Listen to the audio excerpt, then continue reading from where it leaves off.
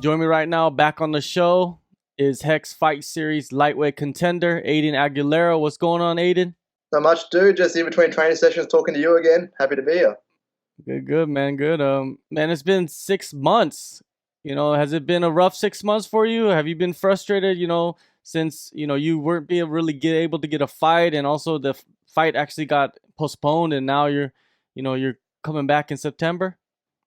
Yeah, the fight being postponed wasn't ideal, but it was 6 weeks postponement, so it's basically just had to really string out camp. So I had to make a couple of adjustments there with the weight and all that. But other than that, it's not too bad. Yeah, I had a pretty big fight maybe a couple of months back, which I was really happy with. So it was good to kind of be able to recover and work on improvements and go from there. So it's not the end of the world. Yeah, let's talk about that last fight, man. That Hex 18. You took on Bevan O'Malley. Do you think that could be fight of the year for the promotion? I hope so. It was a good one.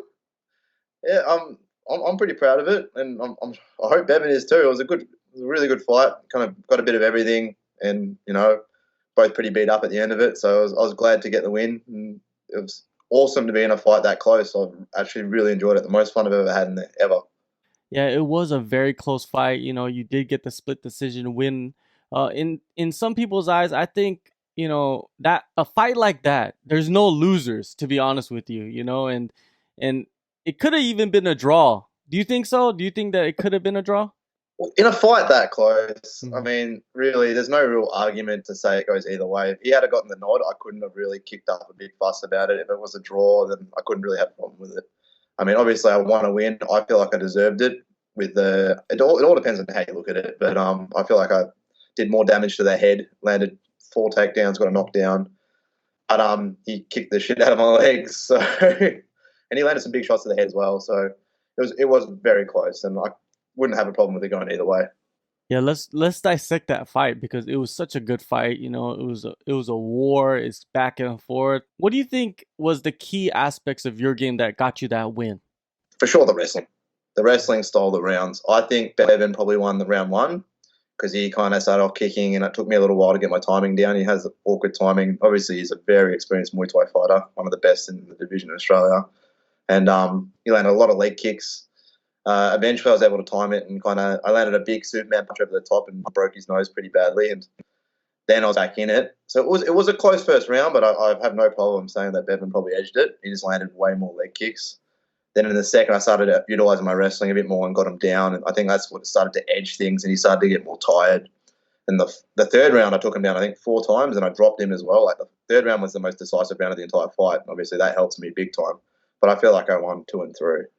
You also had an armbar attempt in the second round. How close was that armbar? Because you kind of like Um, you had it and then you made an adjustment, and it looked like he was wincing a little bit. I'm not sure. I feel like immediately it was very close to the end of the second round, which obviously helps my favourite. I took him down, I got on top, and then he rolled me over, and I almost immediately had him in an armbar, which helps me out, obviously, because then it doesn't look like I'm losing. It felt tight initially, and I think he kind of wormed his way out. We were pretty bloody and sweaty by then, so I just kind of figured I was going to give it a good crack, and if he fell out, he fell out, and he did. So I just kept moving from there, and I think there was only 5 seconds left in the round. I don't think I really had it as tight as I had some of the other ones, but it was there for a second, but I lost it. Those leg kicks, man, they were landing hard on your legs. How much damage did you take? How long did it take for you to recover? I'm pretty good with leg conditioning, so it hurt, but it was, as I've said multiple times, I wasn't in no worry of being stopped or anything like that. I could have quite happily, at the pace the fight was going, I could have happily done another 2 rounds, and I'm confident I would have made it to the end because by then I wasn't letting him just tee off at will. He landed some big ones, and I was pretty sore for about a week afterwards, but I was back in the gym within a week. So they didn't even bruise that bad, which was pretty disappointing. They were a bit swollen the night of, and I was looking forward to getting some nice photos and all that. But they're kind of just a bit fluidy. But I came good pretty quick. Going through a fight like that, a back and forth war, what does that prove to yourself, and what does that do for you moving forward with your career? Nothing but confidence for me. I want to have fights like that. Not obviously not every fight. I want to be able to you know get highlight reel knockouts and all that. But there's nothing more rewarding than working as hard as you can and getting the win at the end of it. And it was honestly, without a doubt, like the most fun I've ever had in there. You can see at the end of the first round, we give each other a hug and kind of go back to our corners. And at the start of the third, we're talking back and forth, just having fun. It's what I do this for. I'm here to test myself. I don't just want to smash bums my whole career. I want to fight tough guys and get pushed and push back and kind of overcome things. And it's awesome. It's why I'm here. Now, after that fight, what did you do? Did you take some time off, or did you just go right back into work, or what did you do? I think I was back in the gym within a week, just back to work and kind of grinding away. Not just for the love of it. I never really take that much time off. The most I'll ever take is like 2 weeks after a fight, then I'm back to it. Because this is what I do. It's my job, the way I look at it. I'm not going to disappear. I've got plenty of things to work on, so I've been in the gym since, working away, just seeing what comes. What have you been working on? Have you been focusing on certain parts of your game with the time off that you had? I think I spent a little bit of time working on jiu-jitsu for a little while there, just because I wasn't really happy with how I felt on the ground there. It's one of those things where I was able to get him down, but Bevan's very good at getting up, and I think it was just in the ebb and flow of the fight. I wasn't really switching from fighting to grappling in my head. I was just thinking posturing up and smashing him, and every time I did that, he was able to get away. So got to be a bit more patient there. So I spent a bit of time on that. Then I'm kind of generally working on all little things, improving holes in my game with my coach. He always kind of goes over things at Adrenaline MMA, kind of really stays on top of me and make sure I work on my weaknesses, which is what I think is very important to progressing. With your team over there at Adrenaline, have you, have added any new additions to the team, or is it the same guys that you're working with?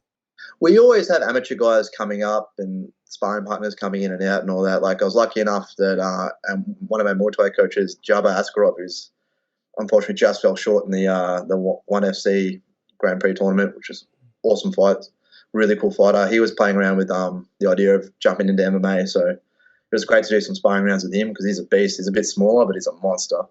So really fun to kind of get some kickboxing rounds in with him. But I've got heaps of amateur up-and-comers that are kind of progressing.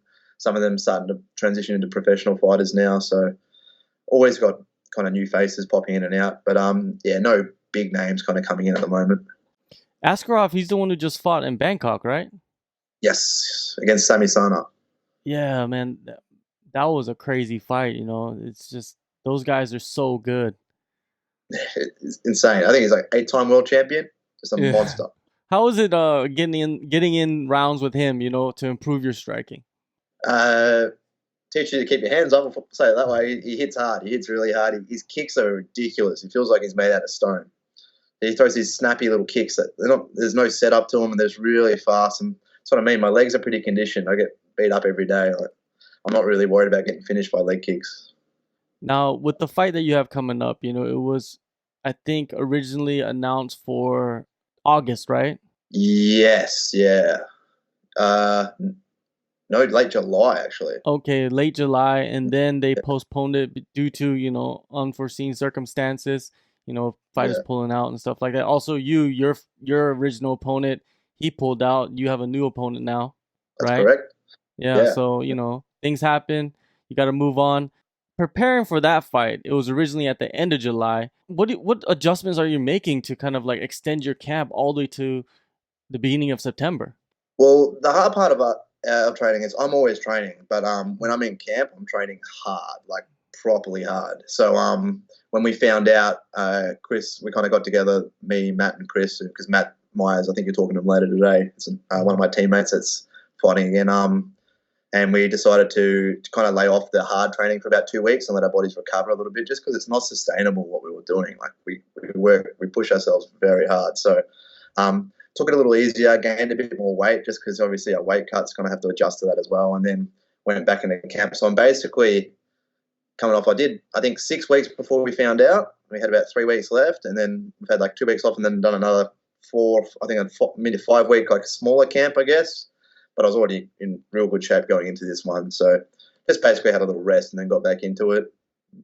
It is what it is. But new opponent and all that, it's nothing new. It's a fight game. You constantly get pullouts.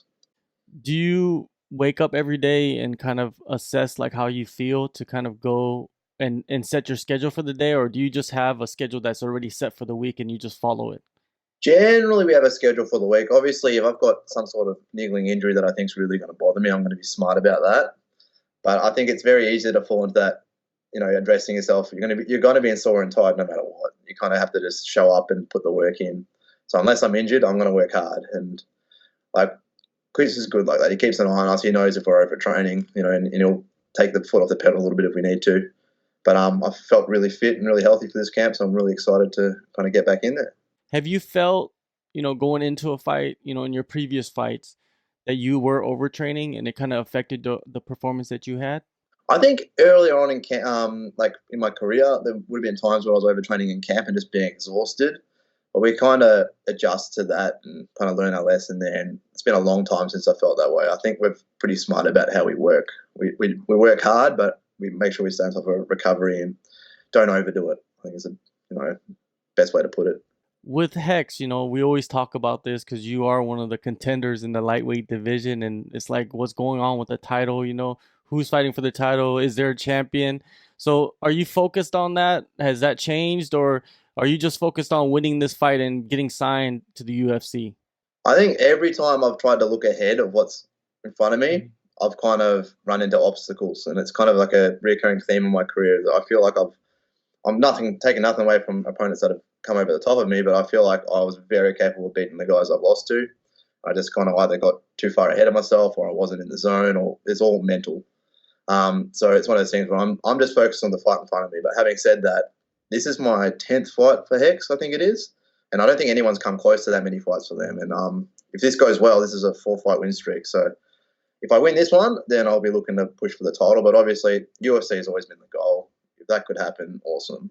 Especially when the UFC is coming to Yeah, Melbourne, Australia, in the beginning of October.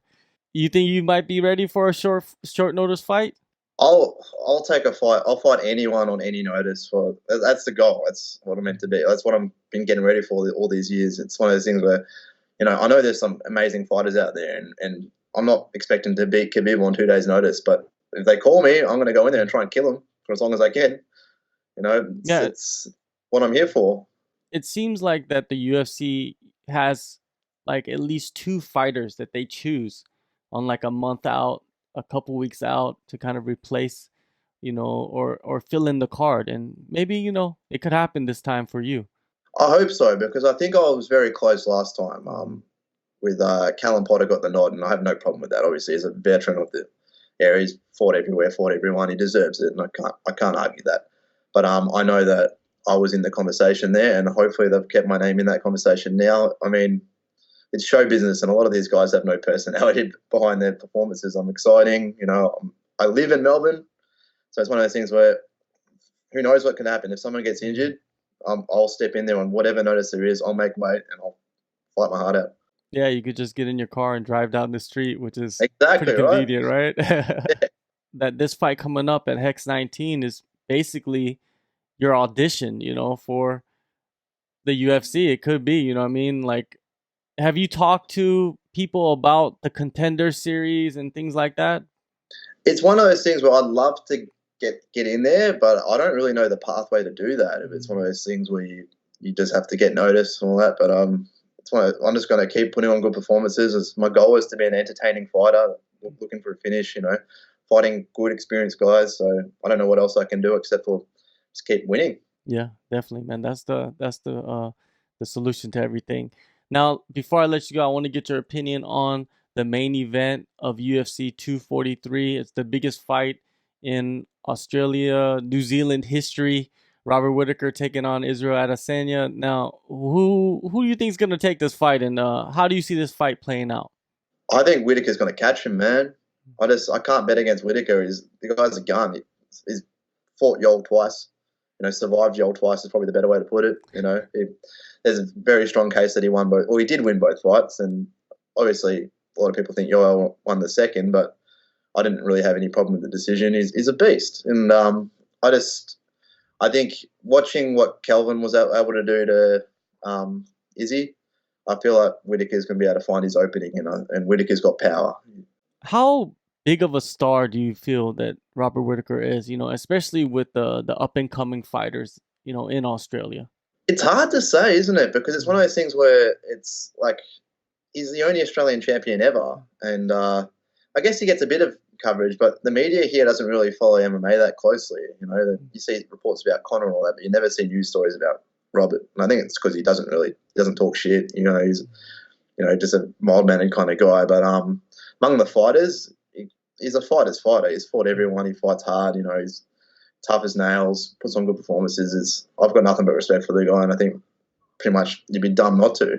All right, man. September 6th, Hex Fight Series 19, Melbourne, Australia. Thank you, Aidan, for the time, and good luck on the fight in the future, man. Hopefully you get signed, man. I see it happening. Appreciate it, man. I've always got time for you. You let me know and we'll catch up whenever you want.